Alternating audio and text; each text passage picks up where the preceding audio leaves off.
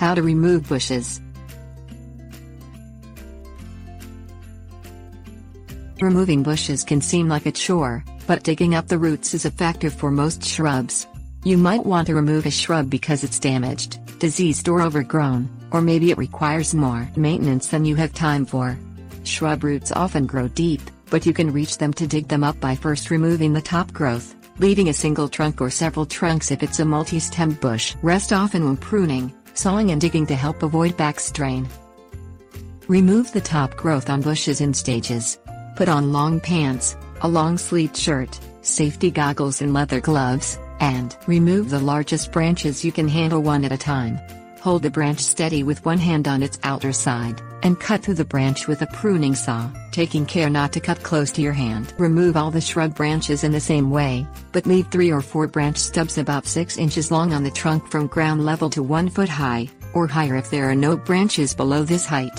Branch stubs act as handles when you're digging up bushes. Cut through the shrub trunks about 1 foot from the ground or higher as needed to leave branch stubs. You may need a handsaw to cut through thick trunks. It's often possible to remove bushes 5 feet tall or shorter with just a garden fork, spade and heavy-duty loppers or an axe. Push a garden fork into the soil about 6 inches from a bush's trunk root ball, and push it under the bush. Lever the fork upward to loosen shrub in the ground and expose its roots. Continue digging around the shrub in the same way, digging up and pulling up loose roots. Dig out the soil from around the root ball with a spade. Grab the branch stubs, and push the shrub backward and forward to help loosen the roots. When you reach roots you can't pull up or dig up, cut them with heavy-duty loppers or an axe to free the root ball from the soil.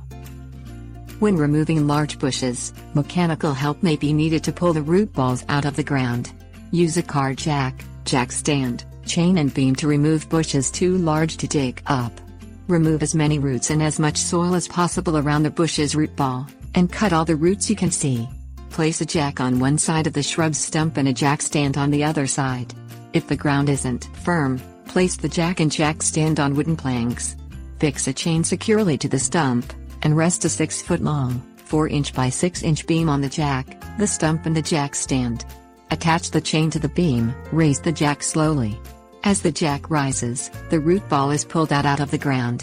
As new roots appear out of the ground, cut them with loppers.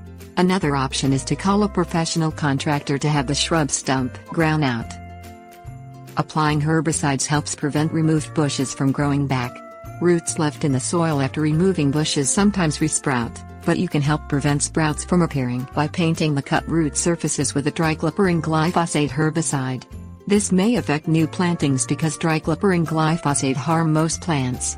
Apply the herbicide on a still day when there's no chance of drift, and take care not spray desired plants. Put on protective clothing, and dilute a 2% triclopirin 18% glyphosate product at a rate of 6 fluid ounces per 1 gallon of water. Spray or paint the cut ends of the roots. A 2% triclopirin 18% glyphosate herbicide works best when temperatures are above 60 degrees Fahrenheit. Manufacturer's instructions vary, so always apply herbicides according to the advice on the label. If shoots later appear from the bush's roots, you can treat them in the same way.